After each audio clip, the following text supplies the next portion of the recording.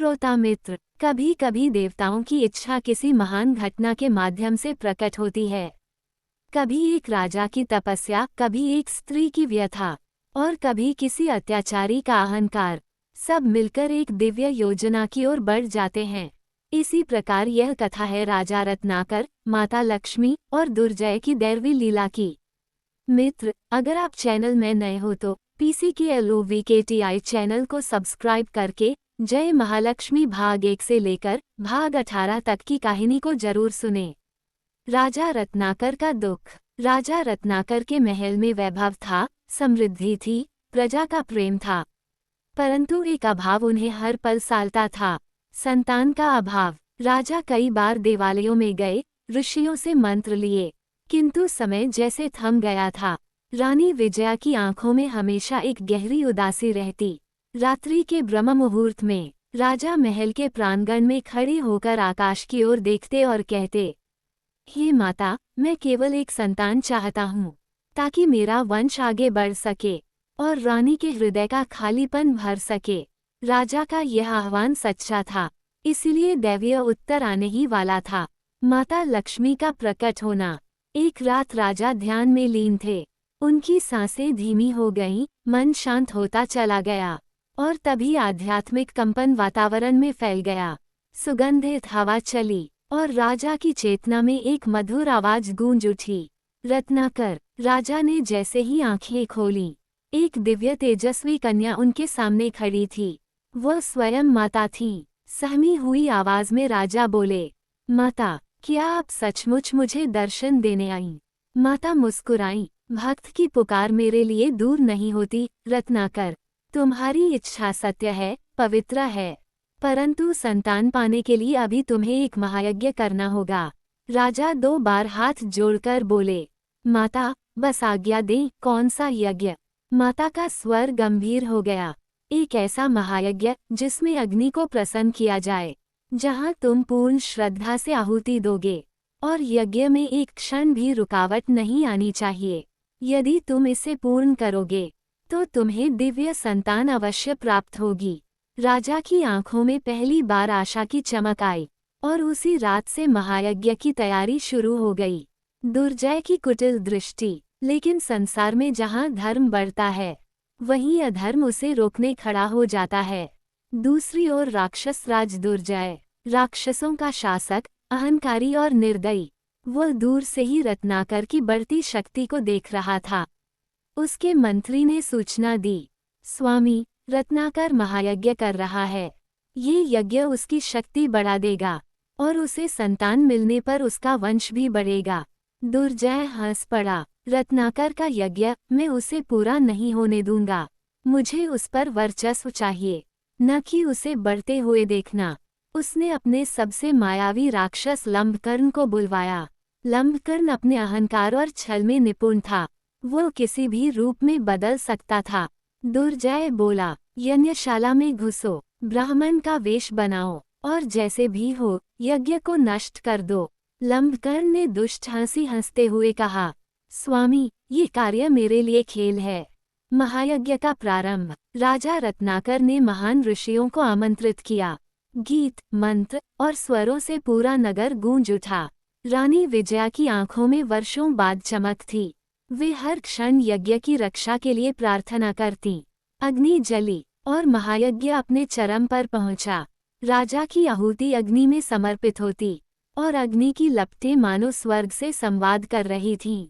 लेकिन इसी पवित्र वातावरण के बीच एक कुटिल छाया चुपचाप यज्ञशाला में प्रवेश कर रही थी। लंबकर्ण का आगमन। लंबकर्ण ने एक वृद्ध, सम्मानित ब्राह्मण का रूप धारण कर लिया। उसके चरणों में चंदन लगा हुआ था, हाथ में कमंडल, माथे पर तिलक। उसकी माया इतनी सशक्त थी कि कोई भी उसकी पहचान नहीं कर पा रहा था। वह धीरे धीरे आगे बढ़ा और बोला, राजन, मुझे भी आहुति देने दें। कहते हैं कि ब्राह्मण की आहुति यज्ञ को पूर्ण करती है। राजा ने सम्मानपूर्वक कहा, ब्राह्मण देव, आपका स्वागत है। आपकी आहुति हमारे यज्ञ को पूर्ण करेगी। लेकिन जैसे ही लंबकर्ण आगे बढ़ा, अग्नि की लपटें अजीब तरीके से कांपने लगीं। ऋषि एक दूसरे की ओर देख रहे थे। परंतु कोई समझ नहीं पा रहा था कि इस ब्राह्मण में कुछ असामान्य है। लंबकर्ण मन ही मन हंसा। बस एक आहुति और ये यज्ञ भस्म हो जाएगा। वह आहुति पात्र उठाने ही वाला था कि देवलोक में हलचल। वहीं दूसरी ओर देवलोक के कमल पीठ पर नारायण और लक्ष्मी माता सब देख रहे थे। लक्ष्मी बोली, स्वामी देखिए, लंबकर्ण यज्ञ को नष्ट करने चला है। नारायण ने शांत स्वर में कहा, ये राक्षस अपने अहंकार में अंधा हो चुका है। लेकिन माता, ये यज्ञ तुम्हारे वरदान का परिणाम है। इसकी रक्षा भी तुम्हें ही करनी होगी। लक्ष्मी ने दृढ़ स्वर में कहा, हाँ स्वामी, रत्नाकर का मन पवित्र है। मैं स्वयं उसके यज्ञ की रक्षा करूंगी। अगले ही क्षण एक दिव्य ध्वनि यज्ञशाला में गूंज उठी। लंबकर्ण ठिठक गया। वातावरण में एक तेजस्विता फैल गई, जो सिर्फ देवियों के आगमन पर दिखती है। लक्ष्मी माता अपनी अदृश्य दैवी शक्ति के साथ यज्ञशाला में उतर चुकी थीं। लंबकर्ण ने दुष्ट स्मित के साथ कहा, कौन है? कौन मेरी मायाओं को रोक रहा है? माता का स्वर अदृश्य परंतु सर्वव्यापी। लंबकर्ण, तुम्हारी माया यहाँ समाप्त होती है। लंबकर्ण भयभीत हो गया। उसके हाथ कांपने लगे। वो समझ गया कि यहाँ कोई दैवी शक्ति उपस्थित है, जो उसकी सभी मायाओं को भेद चुकी है। मायाजाल का विनाश। लक्ष्मी माता ने एक क्षण में ही लंबकर्ण के भ्रम जाल को तोड़ दिया। ब्राह्मण का रूप टूट गया। उसकी असली राक्षसी आकृति प्रकट हो गई। ऋषियों में हलचल मच गई। राजा स्तब्ध रह गए। लंबकर्ण गरज उठा, तुम कौन हो जो मेरी माया तोड़ सको? और तभी माता का तेज प्रकट हुआ। अदृश्य रूप था, परंतु शक्ति असीम। माता ने कहा, मैं वह शक्ति हूँ जिसकी कृपा से यह यज्ञ प्रारंभ हुआ है, और मैं ही इसकी रक्षा कर रही हूँ। लंबकर्ण चीखा, मैं इसे नष्ट कर दूंगा। माता का स्वर प्रचंड हुआ। अधर्म की जड़ें जब बढ़ने लगती हैं, तो धर्म स्वयं रक्षा करता है। एक दिव्य कंपन उठा। लंबकर्ण की मायाएं भस्म हो गईं। वो वहीं दुर्बल होकर गिर पड़ा।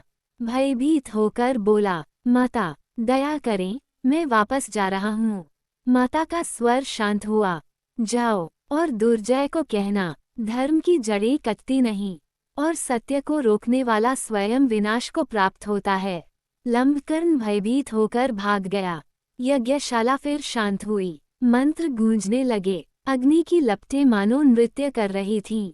ऋषियों ने राजा से कहा, राजन, आपका यज्ञ अब संरक्षित है।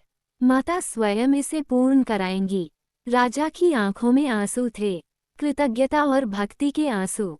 पूरे दिन और रात तक यज्ञ चलता रहा, एक भी बाधा नहीं आई। जब अंतिम आहुति दी गई, अग्नि में एक दिव्य प्रकाश उठा, और आकाश में कहीं एक मंद मधुर आवाज गूंजी, रत्नाकर, तुम्हारी इच्छा पूर्ण होगी। यह माता लक्ष्मी का आशीर्वाद था। यज्ञ पूरा हो चुका था।